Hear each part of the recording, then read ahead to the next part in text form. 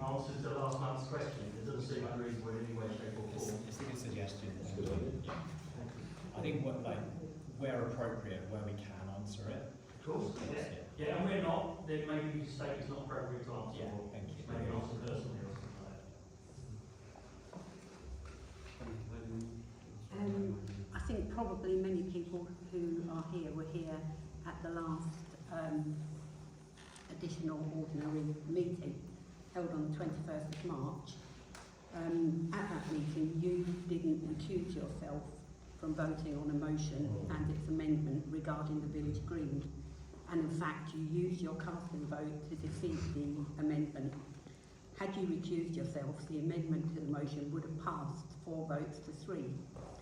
At the time, when challenged on why you were voting, you stated, "I'm voting on everything concerning the poll and will continue to do so." But this was very obviously a vote regarding the village green, and as a trustee of the charity HBO SCC, you clearly had a conflict of interests and should not have voted. The poll and the village green should not be separated to manipulate votes.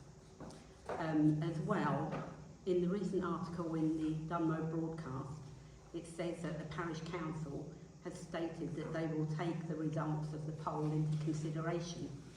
As the chairman of this council and also a trustee of the charity, how does that fit with your stated views that you do not accept the results of the poll?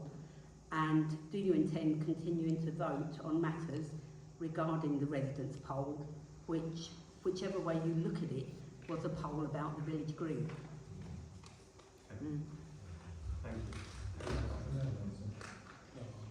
Anyone else? No, how can you? And again, relates to your voting with regard to items on the agenda relating to the green. There are some items on you have declared conflict of interest, and there are some items on the agenda this evening that relate to the green. Can you assure the public that you will not be voting on those items on the agenda this evening? Can you answer that question now?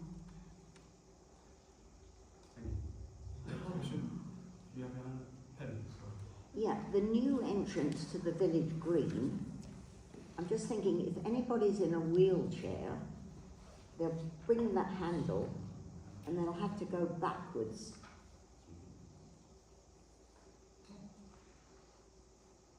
Right? Because it opens that way towards the wheelchair. I think it would Was be, it checked by it would be anybody? the same if you were the other side, wouldn't it? So, Yes. It's the same if you're on the other side of the gate. Yeah, yeah. So But you- often the gates are left open. the new gate's left open. The new Right, entrance, okay. yes. Okay.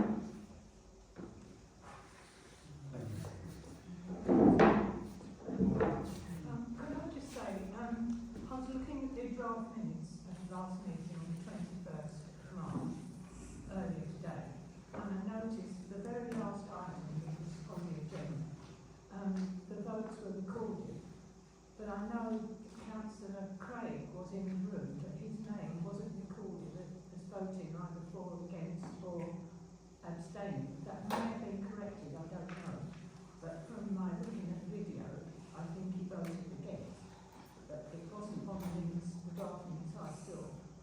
Also, with regard to the minutes, nowhere is it recorded that after you left the first half of the meeting, Mark, you didn't come back, and that was a surprise to everybody, even Councillor Artis, who actually called you to come back in to close the meeting.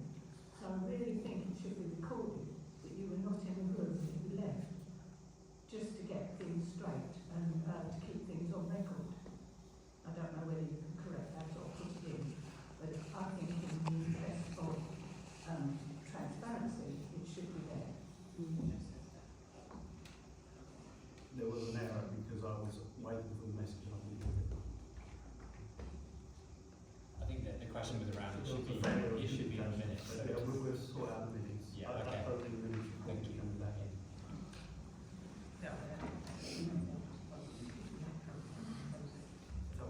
Okay.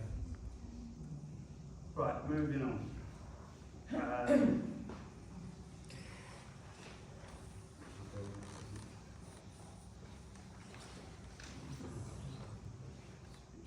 Apologies for absence. We've had apologies from Councillor Hunt and Councillor Murphy. Can I have a proposer and a seconder? Councillor Craig and Councillor Beadle. All those in favour of accepting their apologies? Nothing serious, I hope. Right, next we've got declarations of interest. Starting with you,